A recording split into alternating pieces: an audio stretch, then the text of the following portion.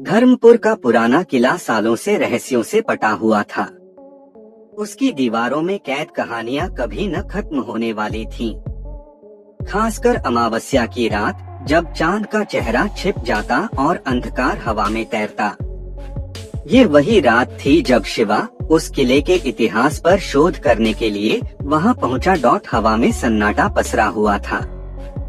शिवा जैसे किसी दबे कदमों की आवाज सुन रहा था, लेकिन पीछे मुड़ने पर सब सूना होता।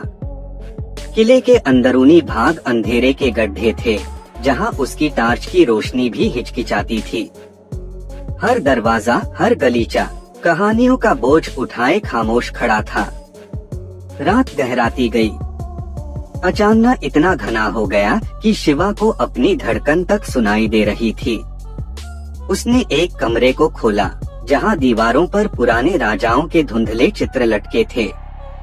अचानक एक चित्र उसकी ओर देखने लगा। आंखें हिली, होंठ हिलते दिखे, जैसे कुछ कहना चाहता हो। शिवा की सांस अटक गई, लेकिन अगले ही पल सब सामान्य हो गया। वह समझ नहीं पाया वह भ्रम था या हकीकत का घिनौना चेहरा। किले के सबसे ऊंचे बुर्ज पर जाकर उसने आसपास की घाटी को देखा।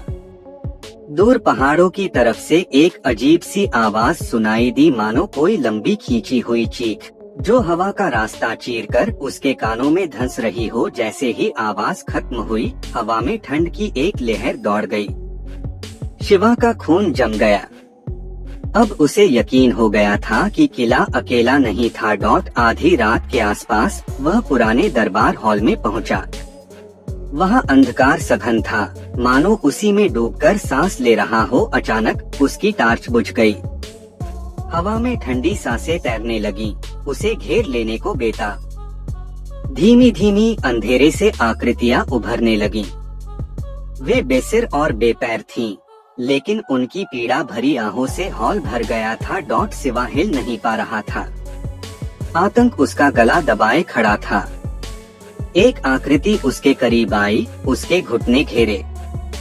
शिवा ने चीखना चाहा, लेकिन उसकी आवाज गले में ही दम तोड़ लेती। उसी वक्त किले के घंटे ने 12 बजाए। जैसे ही ध्वनि समाप्त हुई, आकृतियां विलुप्त हो गईं।